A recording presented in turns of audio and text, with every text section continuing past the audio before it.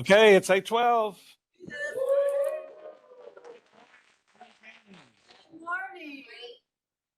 Today we're going to talk about general services, and probably all of you use general services whether you realize it or not, in the form of getting mail and sending mail and all of that kind of good stuff.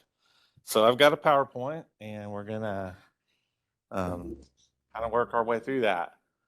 These are some of just some action shots in the print shop and in the mail room. We've got a lot of stuff that goes on over there pretty much on a daily basis.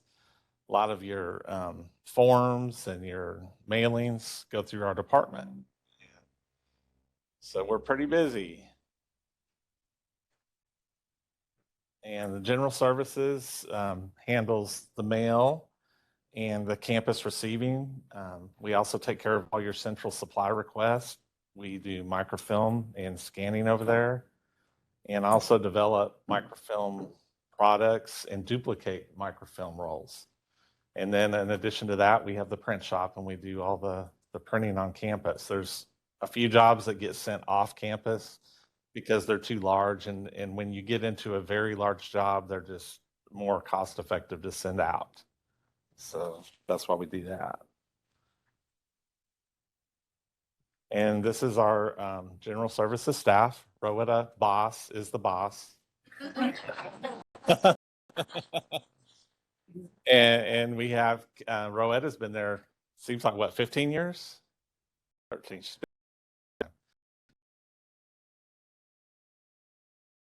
Film coordinator, and she's been with us, I think, about 2 years now. And I've been there going on 7. And I look a lot younger in that picture. I learned the lesson from the elected office holder.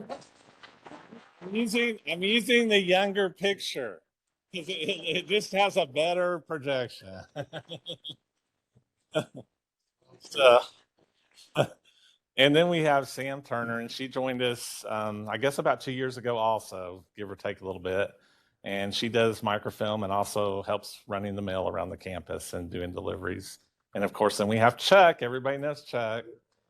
And he is Mr. Fitness and activities.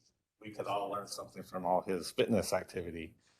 And he does all the distribution, hauling things around campus, running errands, and also doing the mail. And he's been in there 3 years, I'm thinking, something like that. It started with Yeah. Yeah. Well, so it's probably about 3.5 years. Yeah. So the history of the general services, and some of this is speculation, things I've heard from Paula and different people. It started out in this building, and it was located in numerous places in this building, under stairwells, in storage rooms, and it started out small. And then in the 1980s, they expanded to include printing and microfilm services. And at one time, it also was over the switchboard operator and the information booth that was out here. So it's been different things at different times. But when they moved from this building over to the commission building on Robertson, that was a big improvement. And then when we moved from there over to where we're at now, that was even a bigger improvement because the basement was very limited as far as what we could do over there, and we had very limited access. And so it just kind of worked out where the department grew and we outgrew that area, and it worked out. We were able to move into a new building. So that all is great. So our mission is to provide necessary support services to all Greene County offices and departments. And we try to provide excellent customer service. Sometimes people get irritated when they don't find their packages, but most of the time it's because there's something lost or there's a problem like that. But we generally run a pretty tight ship with our records over there. We keep track of everything that comes in and goes out, so we know who signed for it, where it went, and such as that. The structure of the department is organized under the Greene County Commission and under the county administrator, and then we report directly to Kevin Barnes in resource management. And the funding was $320,000 in '92. And most of that is salary and benefits, which is kind of the way it is on most of the county departments. They all pretty much, the salary eats everything up. And if you look at this, this kind of drills down into our budget and where the money is spent. The majority, like I said, is the salary and the benefits in the green. And then we have a Pitney Bowles lease for our mail machine, and that runs around 6,000, just under 6,000 a year. And that seems like a lot of money for that. But they do rake it in on that kind of stuff. We have microfilm maintenance contract, just under 5,000 a year, and we're getting a new archive writer this year, and that's going to be, I think it's around 80,000. That's going to cost. We had an archive writer, but it failed, and it was about 20 years old, and so there really aren't people that work on some of the older equipment like that. So we're replacing that. Print and distribution budget, which is in the area where I work, 13,500, and most of that is accounted for the click charges on the digital press. We own the digital press, but in order to have a maintenance contract and to be able to get the toner for it, there's a click charge, and the click charge it's very favorable compared to going outside of the county. It's about a fifth. No, yeah, about a fifth of what it would cost on color copies per click. So it's a lot less money. Microfilm consumables, and that would be all of your film and such as that, 3,000, and then back to the salary, over 300,000. So in the mailroom, we are responsible for receiving all of the campus mail from the United States Post Office in the morning. Chuck goes over there around 7:30 every morning, and they usually have the mail ready, shortly after 7:30. However, the mail is not running like it used to. There's days when we get a lot of mail and days when we get almost no mail. And it's very inconsistent, and it causes issues for the departments because they've got people there to do the work, and then the work's not kind of consistent. So it kind of is a little bit of a problem. We get the mail back here every morning, and then we sort it by building and department and also facility, because we go to the facilities off this campus. We also collect the mail from those 9 locations, and in the afternoon, we apply postage to mail in the parcels. And we send and receive all the accountable mail items like certifieds, priorities, all of those run through our department, and we keep track of those. Those are taken over to the post office by us, and we get receipts back on all of them. So we know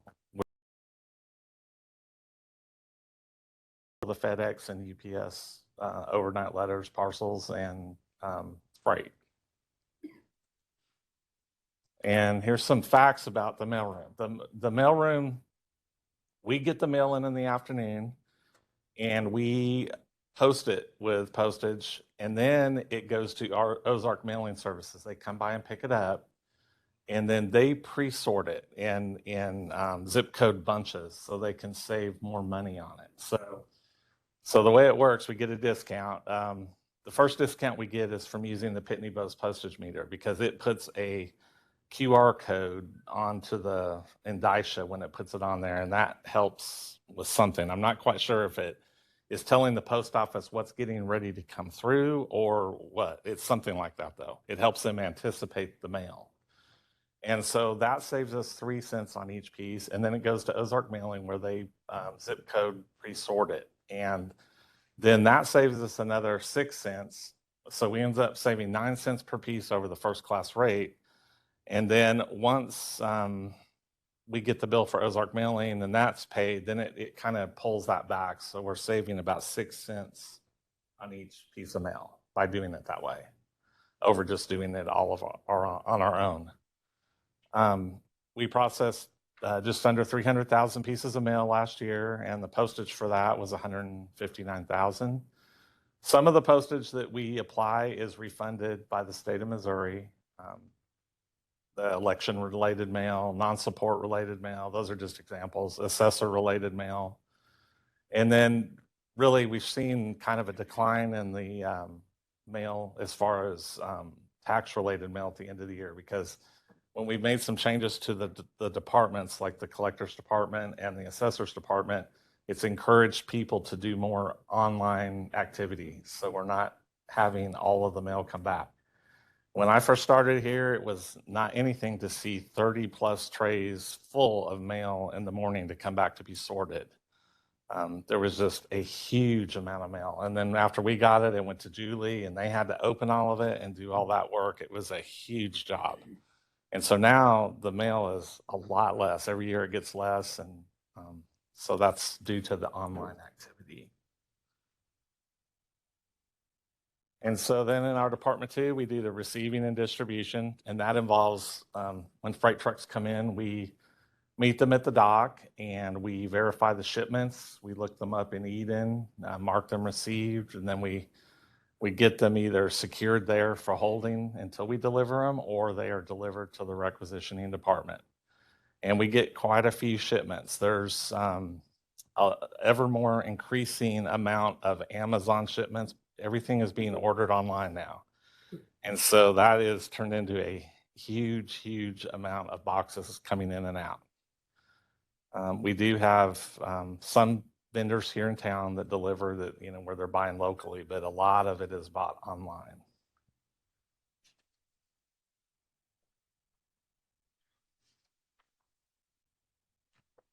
Okay, and that gets us to central supplies.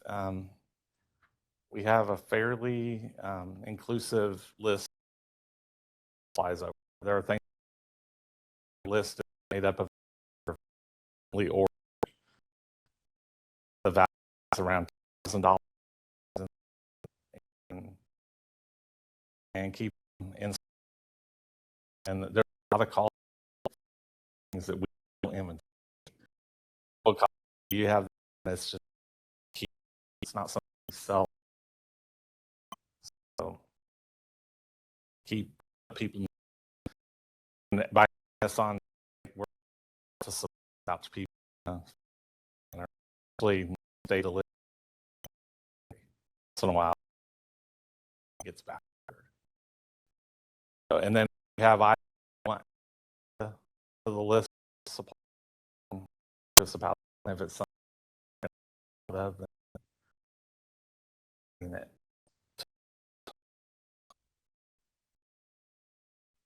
And that center here when we were here, built an old, and it was quite contained, and it would lady explode on a free basis. So built-in location equipment, and one of the there, it's work. We rely on nice dark up, and a lot of the recording officers are doing that there.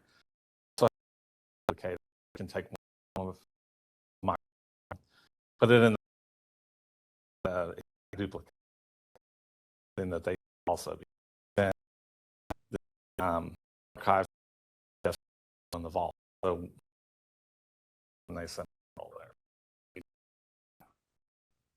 archive getting here digital files that are system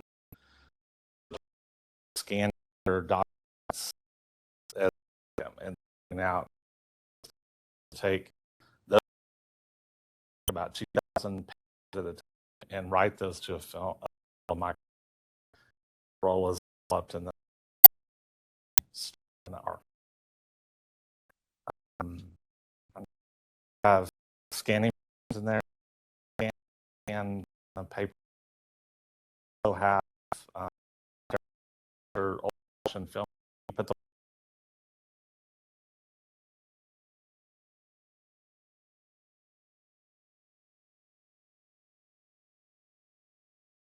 really because we use the plan. Don't have to adjust thing like like scanner get into paper colors paper and things like that. The information, then you go back, change it each day when you're taking, right? It doesn't carry it through. So, okay, services, and that's I like to talk about printing. So we're basement where we were limited. We some about 1980 and original then still have 9 years old, and it was thousands, and it was a lot of back by $8,000. So anyway, and over there we're able to. So we were running savings for the year at the county. Have limits on what we do, but now that we were able, when we moved over there, we go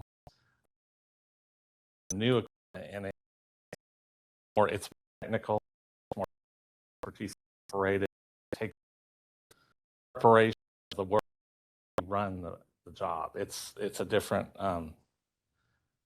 kind of a different basis that it works on. Instead of being analog, it's all digital, so it requires a lot of computer work and setting things up on the front end before you actually print the job. So I spend a lot more time doing that kind of work than I actually do running, the printing press. So, and those are just some samples of what we can do. We can do, we've done all kinds of books, we've done brochures, we've done those door hangers, note cards, social stationery. The judges like their gold foiled business cards and note cards. So we do a little bit of everything. And most of the jobs anymore have gotten to be smaller jobs, but more complex jobs.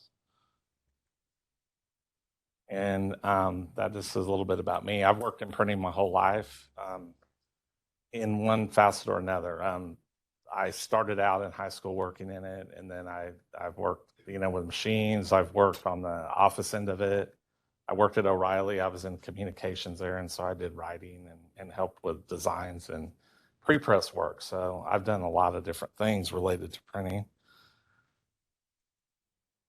And so this is a little bit about our budget.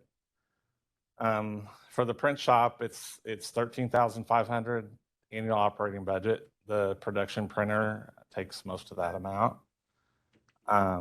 We maintain a paper inventory of between 150 and 200,000 or 200 items, and the value of that's around $32,000. The printing, as it is right now, is charged out on a straightforward basis. It's the cost of your paper plus 30% on top of that. And it doesn't really matter the type of job or how the job is done, what the complexity of it. It's just a flat rate. And we're looking at maybe changing that a little bit in the future because it's not quite covering what it needs to cover. Last year, there were over 900 printing requests completed. So there's usually between 60 and sometimes over 100 every month. So there's a lot of printing. That's the most of what's going on. And if you look at this, this talks about the cost savings. Those cards were for emergency management. Generally, and I've done quite a few price checks on the work we do here, and generally the work we do, we're offering it at about 1/10 of what the retail cost would be. If you go outside and take the same job, it's going to be 10 times higher. So it's definitely a benefit to have the print shop and to be able to utilize it. And this is our digital press right there. It's a Ricoh, and it can print up to 13 by 19. It's pretty high speed. It can do full color. It can also do a clear coat on top of the full color, like on certain card stocks. You might want a shiny finish. So that machine we purchased 3.5 years ago, and we own it. And so it's we keep it pretty busy.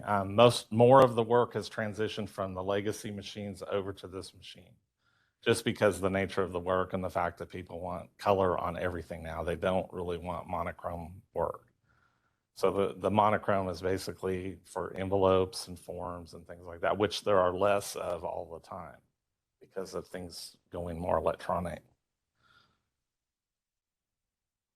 And these are the offset presses. These would be the legacy presses. The orange press there, that's the original press. And we bought that, like I said, back in like 84, and it was $8,000.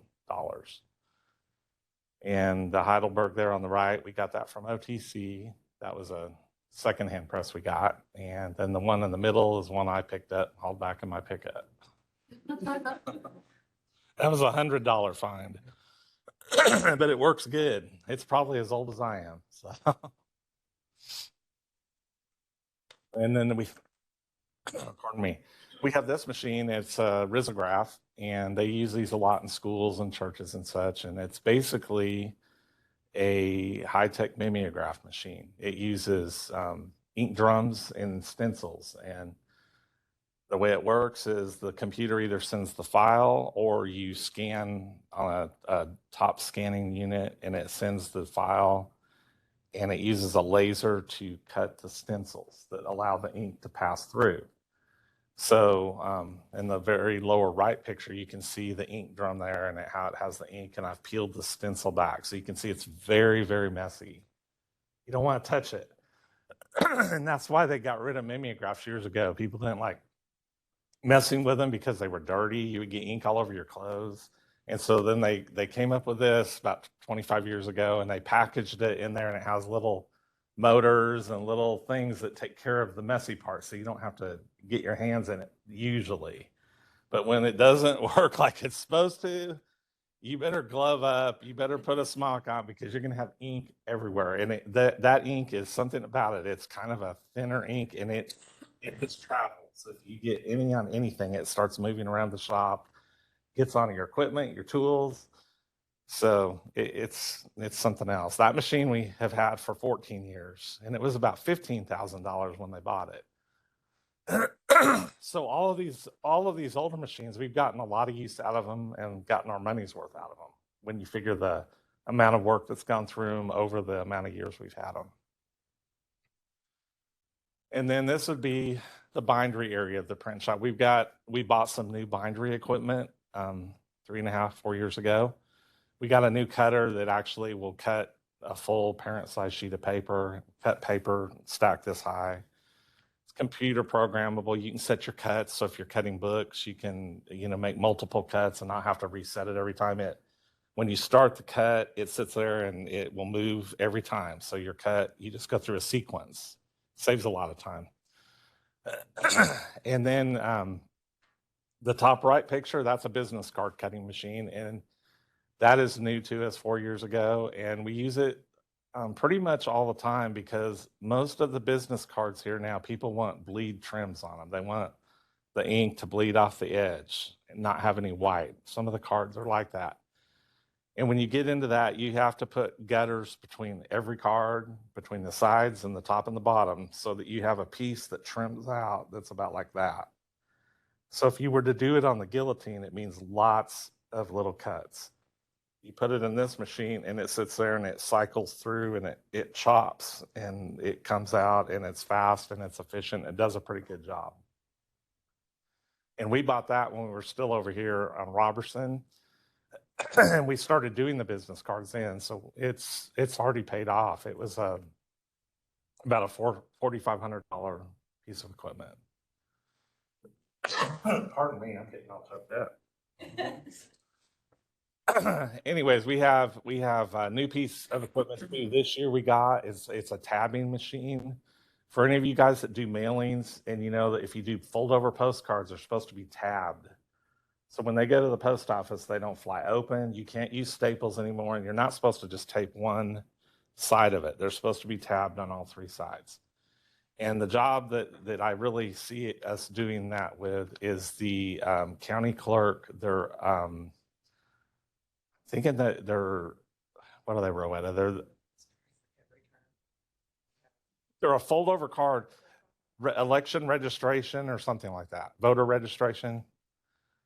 Well, we do at certain times we do lots of those cards, and they print them up on a sheet, and they get torn in half, and then they get folded. They're perforated. Well, we can take them now. We can just cut them on the cutter in half, and then I can fold them on the folding machine. Then we can run them through the tabber, and it will put those little plastic, little tape tabs on all the sides, and it does it really fast. Because what they were doing, they were taping them with Scotch tape, which takes a lot of time. So that's a new addition this year. But we basically have a lot of bindery equipment over there. We've got a stitcher that can stitch up to over an inch thick, and comb binding and thermal binding options, drill, shrink wrapper. So pretty much everything we need to finish the job.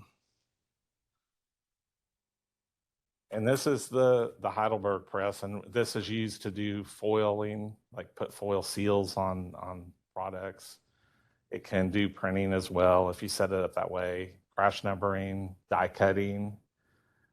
It can do perforating and scoring, like using dies if it's complex where the perf doesn't go to the edge of the sheet. It's maybe a perfed box that has to tear out of something. The door hangers, to cut the holes for the door hangers, that's used for that. So it's kind of a versatile press, and we use it for a lot of different things. And those are things that we would do on the Heidelberg, like tags, and then the wood blocks in the middle. Those are the dies that you would use on there to make different shapes if people want shapes cut out. So, and it's pretty versatile. And looking forward, we're adapting to different workflows, adapting to the change in the technology. Printing has changed a whole lot in the last few years, and it keeps changing. It's changing very quickly.